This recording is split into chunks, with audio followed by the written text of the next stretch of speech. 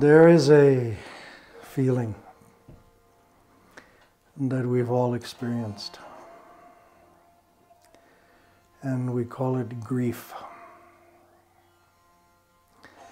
But you know, grief is not one of those feelings that you experience at the moment.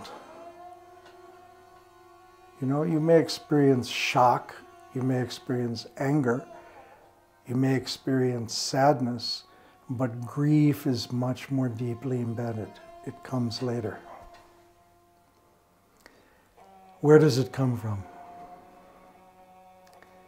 It comes from pain. When you have a pain and that pain has become embedded in your heart, then that pain turns to grief. And that grief turns to anguish.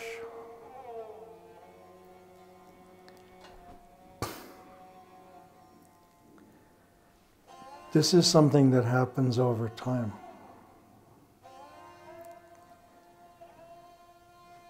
So you have to start dealing with it at the pain level, at the beginning.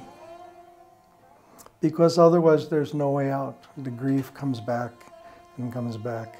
It stays in your heart like a bitterness, like a stab wound through your heart.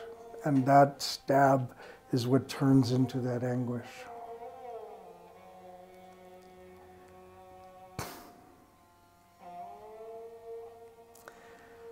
So you have to start by releasing the pain. Unless you release the pain, you cannot get out of the grief. So how do you release the pain? Pain comes from something that happened in the past. Something happened that hurt you.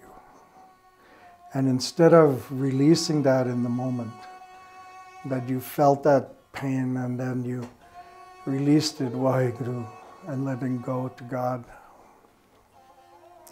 That pain penetrated you and you held on to it. And sometimes it becomes even so much a companion. That pain becomes your companion. And you love it and you hug it. It's your pain, you know. It becomes a very personal thing. It's my pain. Go away, go away. I'm in my pain. You understand what I'm saying?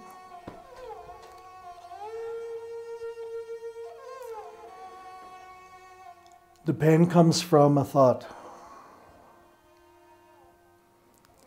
The thought comes from a memory.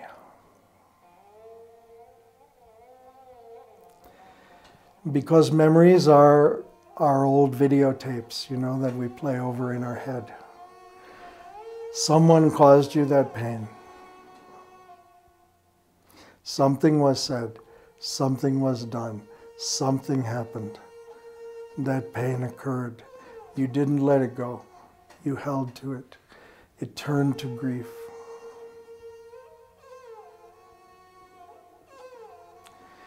So now, if you have to deal with the pain before you deal with the grief, you have to deal with the thought before you deal with the pain. Problem is, you can't just get rid of a thought. You know, thoughts come and then they come back. And sometimes old videotapes are playing in your head and you can't just turn it off. It's not so easy. So you have to learn how to do it. When you can release those thoughts that come back and haunt you over and over again, and cause the phobia, and cause the fear, and cause the insecurity, and cause the guilt, and cause the grief, then you don't cook in that and turn into your own anguish. It's much easier to deal with the seed than to cut down the big tree. If you can catch it at the seed before this big thing grows, then you can clear it. But once the tree is there, you have to get to the root. You know, you can cut a tree, but if the root is not dealt with, that whole tree will come back again. You understand? Have you ever done it? That tree comes back stronger than ever. So I don't like to discuss these painful things without also giving a solution. Because, you know, we have a beautiful technology, a technology to deal with these things.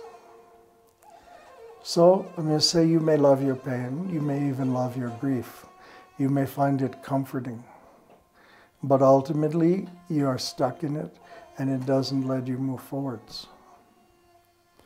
Because what needs to come out of that grief? What needs to come out of it is a blessing.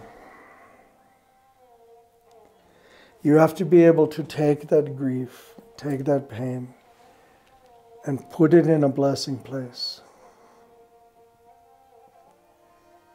And when you don't hold on to it, when you don't hug it, my pain, my grief, but you're able to put it consciously in a blessing place,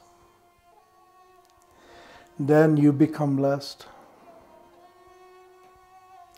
And the one who caused you the pain also becomes blessed.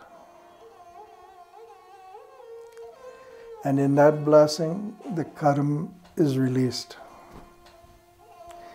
The pain is released. The grief goes away. And you can live in your natural state, which is joyful, Chardikala. It's not a difficult thing to do. So, let's do it. If you like this video, click the like button. And if you want to see more videos like this, subscribe. You focus on your right eye and you go, wow. You focus on your left eye and you go, hey. You focus on the tip of your nose. Waheguru.